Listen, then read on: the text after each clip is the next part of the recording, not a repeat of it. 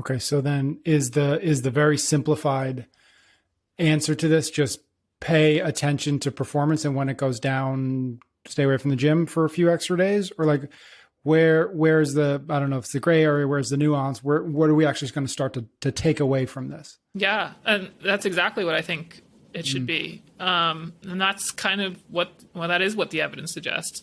If we've got these three stages of too much overload or chronic fatigue, the first stage being functional overreaching, the next one being non-functional overreaching, and then the final being overtraining syndrome, all of them have performance decline.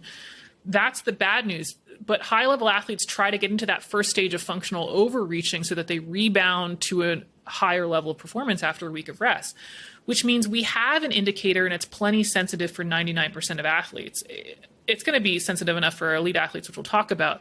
But let's just walk through this from like a recreational athlete perspective.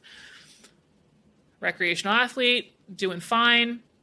Then let's say they hit a week of workouts and they're all noticeably worse. And let's just say clearly worse, at least 5% slower on times, at least 5% slower on anything that they lift. And nothing, and this is the kicker, nothing else has obviously changed in their life. They didn't start a new job.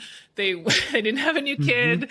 Their sleep isn't all messed up. They didn't just come back from a vacation where they, drank and ate too much. They're not on some new crazy diet. They're, like clearly it's just a performance decline, because I think sometimes those other things change and we think that, it's the overload of training. It's like, no, you just started a new job, right?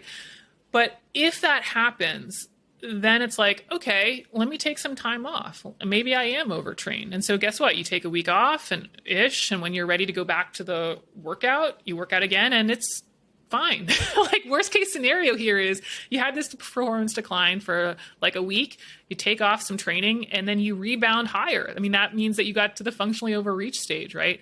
I mean, I hope that people aren't endlessly pushing through like week after week after week of really, really poor performance without backing off. Like it just is sort of like, you got to bring some common sense to there. And this is where, I kind of mentioned this before. I just don't think a majority of people are getting to these chronic over fatigue levels. The CDC reports that 67% of people aren't even hitting the recommended dose of aerobic and strength training per week. Right now, of course, our listeners are going to be more so that they are. But I just think that there's these misconceptions of like, oh, I'm sore from training, or, my performance went down today, or I'm not feeling as motivated as yesterday, so I'm, quote, overtrained. When really these are just realities that happen when you exercise with intensity, right? And so that's where I say, like, I don't think most people are overreaching. I think they're just reaching. I think they're just working out, right? And so we need performance decline for weeks or days to be in functional overreaching with no other reason for that. And the worst case scenario of that is that after a week or so, we recover and we go on our merry way, right?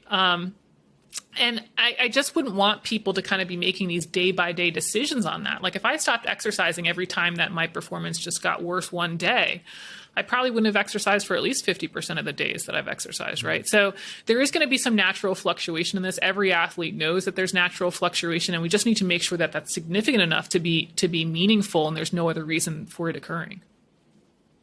I think we've talked probably primarily about this, the recreational or quote unquote recreational athlete. Is there any nuances or anything worth talking about as it relates to the elite athletes, those who are training for a very specific, very usually very time based domain type of event?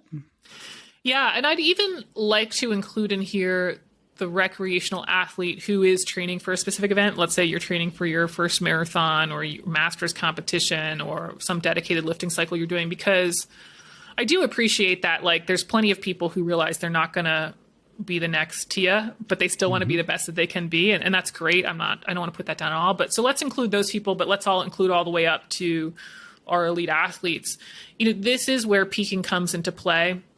Let's say you train hard for 2 or 3 months, and then 1 or 2 weeks out, you're sort of done with the exhaustive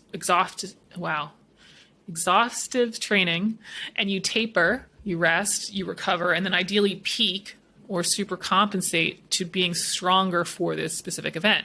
Mm-hmm. So how do you do that? How do you know how hard to push? How do you know how long to taper? How do you taper? Like, what do you exactly do on those days? Is it just sitting around, or is it light intensity stuff? How you know all of that is from experience. And so high level athletes are high level athletes because, yes, they've put in the training volume, but they also have the experience of how to manage that volume over a season. How far out to start training? How much training? How do you know when you've pushed too much or it's just soreness, right? How do you know when your performance is really going down? That all comes with experience. And you see this even with our games athletes. You'll hear statements like, I peaked too soon, I trained too much, I didn't train enough. And so this is where going through a full competitive season, actually going to the games in the CrossFit sense, or any really sport that people are going to, gives you that leg up because now you have the experience of what a full season looks like and how that plays out.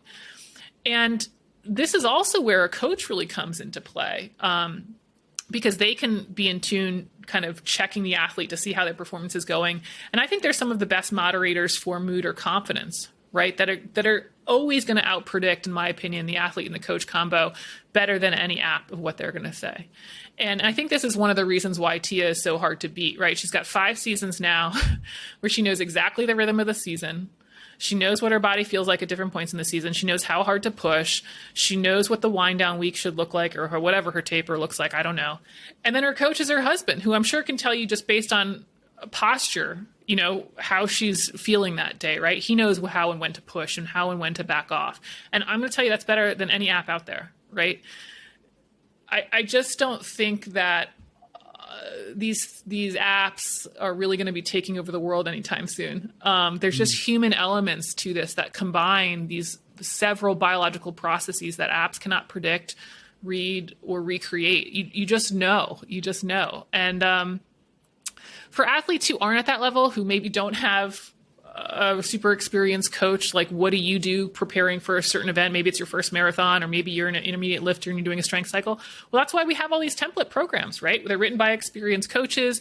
You follow them. No, they don't perfectly work for you, but guess what? You learn from that and use it for your next endeavor. At the end of the marathon template, you realize you could have pushed harder. Maybe you did a strength template. You realized you went too hard. I don't know, but that's that experience that you get. And then that's where the retrospective analysis has a ton of power when you look long-term across a whole kind of experience or a training block or a season versus trying to track retrospectively on any single component of performance. Okay. In the last episode, we went through some of the research on what is called HRV guided training, right? Where HRV then kind of dictates what I'm going to do tomorrow, what I'm going to do today. You had 4 criticisms of it. We talked about 3 of them. You you teased one. We saved one for this episode. Let's get into that. That feels like now's the logical time to bring that up and get what that 4th criticism is. Yeah.